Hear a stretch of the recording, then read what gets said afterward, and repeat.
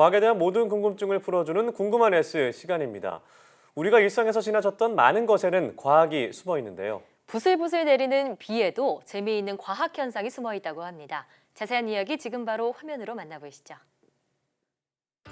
안녕하세요. 과학의 모든 궁금증을 해결하는 궁금한 S의 이호종입니다. 궁금한 S와 함께할 오늘의 이야기 만나볼게요. 여러분, 비 내리는 날을 좋아하시나요? 비가 내리는 날엔 노릇노릇하고 바삭한 전이 생각이 나요. 상상만 해도 입안에 군침이 싹 도네요. 그런데 여러분, 비가 내리는 걸 가만히 보면 로맨틱하면서도 여러 궁금증이 생겨나곤 합니다. 대체 저 비는 어디서부터 온 것일까? 어떻게 저렇게나 많은 물이 하늘에서 떨어지는 걸까? 혹은 그저 바라보고만 있으면 상관이 전혀 없을 텐데 저 빗속을 뚫고 나가 비를 맞으면서 어딘가로 급히 가야 할 때는 걸어가는 게 나을까 아니면 뛰어가는 게 나을까? 와 같은 궁금증 말이죠. 그래서 오늘 궁금한 S에서 알아볼 이야기는 바로 하늘에서 떨어지는 비, 그 빗방울 속에 숨어있는 과학 이야기입니다. 먼저 빗방울은 대체 어떻게 생겨나는 걸까요? 비의 대부분은 호수나 강, 그리고 아주 크게는 대양으로부터 증발한 물로부터 만들어집니다. 이렇게 증발한 물이 점점 하늘 위로 올라가면서 몽글몽글 뭉치다가 어느새 떨어질 만큼 무거워지게 되면 지상으로 떨어져 내리는 것이 바로 비가 되는 것이죠. 그렇다면 왜 물은 증발하는 걸까요? 일상적인 온도와 압력 수준에서의 물의 끓는 점은 약 100도씨 수준입니다.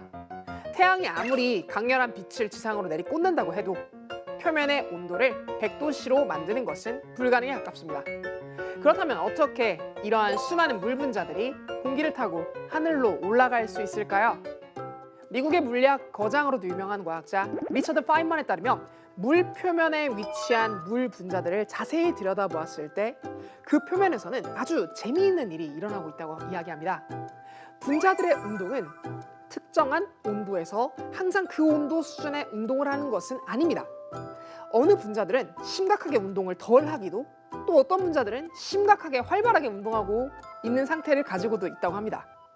이러한 분자들의 운동 에너지의 분포는 놀랍게도 거의 정규 분포를 따라가게 되는데, 이 분포에서 상위권에 있는 물 분자들이 표면으로부터 공기 중으로 상당히 많이 튀어나간다고 합니다.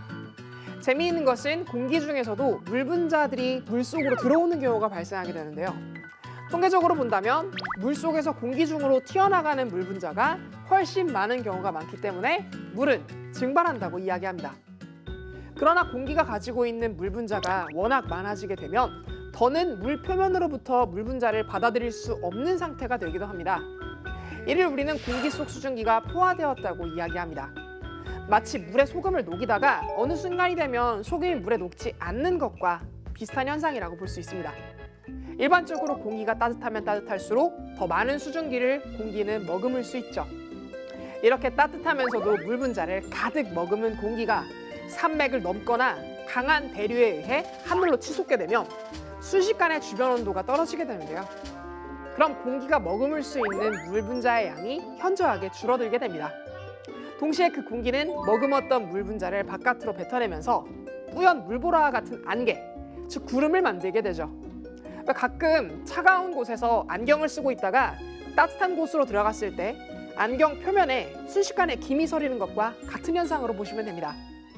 보통 상공은 영하의 온도를 지니고 있는 것이 일반적이므로 금세 얼음 결정과 같은 모습으로 존재하지만 말이죠. 그런데 머금었던 물 분자가 너무 많았던 경우에는 그 속에서 형성된 얼음 결정이 주변의 풍압의 요인이나 여러 요인에 의해서 사방으로 튀어나오게 되면서 몸집을 늘려나갑니다. 적정 수준이 지나 더 이상 구름 속에 존재할 수 없는 얼음 덩어리들이 지상으로 맹렬하게 떨어지게 되면 떨어지는 과정에서 얼음이 녹게 되고 이것이 바로 빗방울이 되는 것이랍니다. 자, 그러면 이제 함께 생각해 봅시다. 비가 올 때 뛰는 것과 걷는 것 중에 어느 것이 비를 덜 맞을까요? 그런데 빗속을 빠르게 뛰었던 사람이라면 얼굴 쪽으로 빗방울이 튀는 걸 경험해 본 적이 한 번쯤은 있을 것입니다. 천천히 걸어가면 위로밖에 비를 안 맞는 것 같은데 뛰면 앞에 있는 비도 맞는 것 같단 말이죠. 그럼 어떻게 해야 될까요? 그 답에 대한 비밀은 아주 간단한 모형 실험에 있습니다. 여기 쿠키와 S가 있습니다. 소나기가 내리고 있는 어느 날 쿠키와 S는 맛있는 사탕을 먹으러 매점으로 향합니다. 그런데 이때 우산을 깜빡했다고 가정해 봅시다. S는 전속력으로 매점을 향해 달립니다. 쿠키는 양반이 되어 그럴 수 없다는 이야기와 함께 매점을 향해 천천히 걸어갑니다. 두 상황에서 누가 더 비를 많이 맞았을까요? 쿠키일까요? S일까요? 바로 답하기는 좀 어려우시죠? 그럼 재미있는 상황을 생각해 보겠습니다. 여기 막대기가 있습니다. 이 막대기가 A로부터 B까지 움직인다고 가정해 보겠습니다. 그 사이 이 공간에는 비가 오고 있다고 하면 이 막대기가 A부터 B까지 움직이는 동안 지나친 면적, 즉 지나친 공간 안에 있는 빗방울은 무술 방법을 동원한다고 해도 어쨌든 맞게 되어 있습니다. 그렇다면 중요한 것은 하늘에서 내려오는 빗방울을 덜 맞는 것일 텐데 이것은 자연스럽게 비에 노출된 상태로부터 비를 피할 수 있는 곳으로 얼만큼 빨리 도달하는 것과 연결됩니다. 다시 말해 여러분의 생각 그대로 걷는 것이 뛰는 것보다 훨씬 비에 노출된 시간이 많기 때문에 비를 훨씬 더 많이 맞게 되는 것입니다. 오늘은 비와 관련된 소소한 과학 이야기를 함께 알아보았습니다.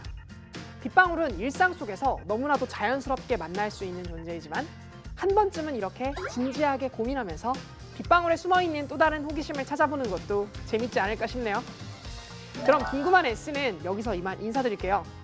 과학에 대한 궁금증이 있다면 언제든 유튜브에 사이언스 투데이를 검색해주세요. 이상 궁금한 S였습니다.